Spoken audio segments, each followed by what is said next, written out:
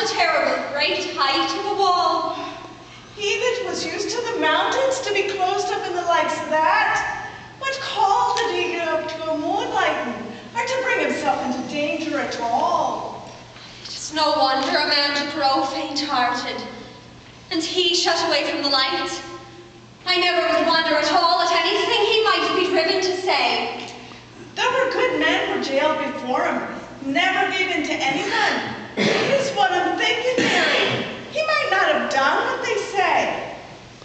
But sure, he heard what the neighbours were calling, the time their own boys were brought away. It was Dennis Cahill, they said, that informed against them in the jail. There is nothing that is bad or as wicked but a woman will put out her mouth, and she seeing them that belong to her taken from her sight in her home.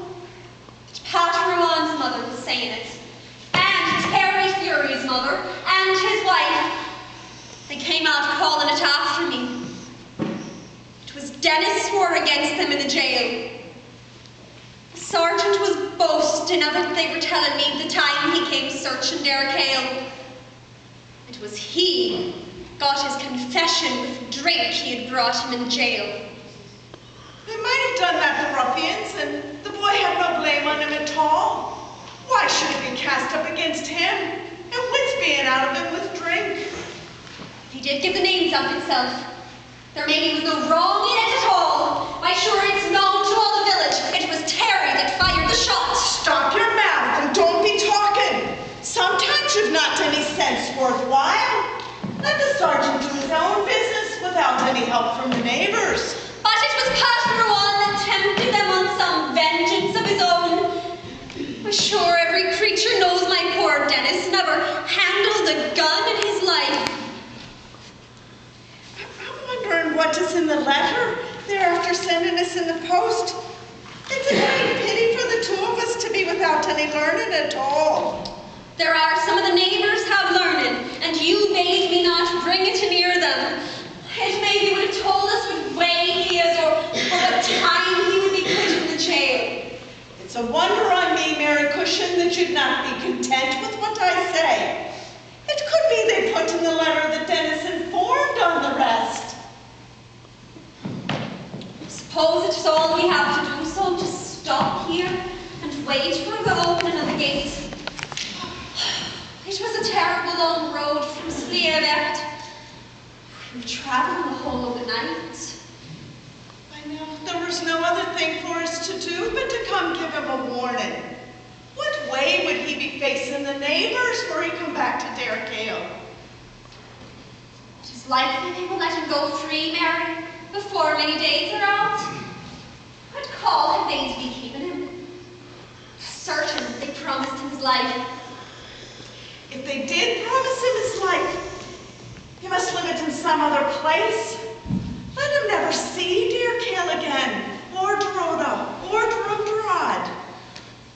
Mary, what place will we bring him to, and we driven from the place that we know? What person that is among strangers can have one day's comfort on earth? It is only among strangers I'm thinking that he could hide his story at all. Let him go to America, where the people are as thick as grass. What way could he go to America, and he having no means in his hand? There's himself and myself to make the journey, and the little one at home. I'd sooner to sell my holding than to ask for the price paid for blood. There'd be money enough for the two of you to settle your debts and to go. And what would yourself be doing, and we to go over the sea? It is not among the neighbours that you would wish to be ending your days. I'm thinking no one would know me at the workhouse in Otterrod. I wonder I to go and not give them a name. Quit talking foolishness. What way could I bring the child? Sure, he's hardly out of the cradle. He'd be lost out there in the States. I can bring him into the workhouse with me, and you can send for him once you're settled or have a place to live. It's very cold at the dawn. It's time for him to be opening the gate. I wish I had brought a potato or a it a cake or of bread? I'm in dread of it being opened and not knowing what was here. The night they took Dennis, he had a great cold and a cough. I think I hear some person coming. There's a sound like the rattling of keys. God and his mother protect us. I'm in dread of being found here at all.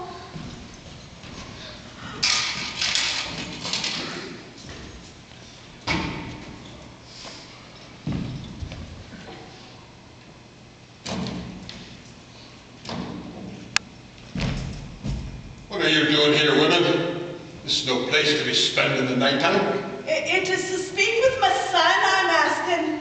That was jailed these last 8 weeks and a day. If you've no order to visit, then it's as good for you to be going away home.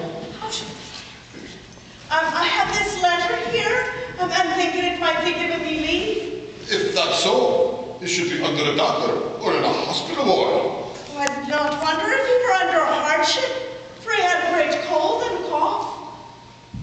Give me here the letter to read it. Sure. This letter hasn't been opened at all. This woman and myself have no learning, and we were loath to trust any other one. It's postmarked Galway on the 20th, and this is the last of the month.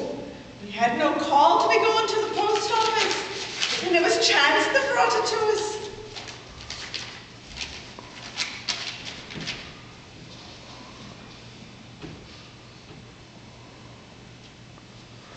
You poor unfortunate woman.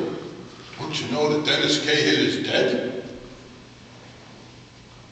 You had a right to visit this time yesterday if you wanted any last word at all. Oh, God and his mother protect us, and the Lord have mercy on Dennis's soul. What is the man after saying? Sure, it cannot be Dennis is dead. Dead since the dawn of yesterday. And another man is now in his cell. I will go see who's in charge of his clothing if you want to be bringing it away.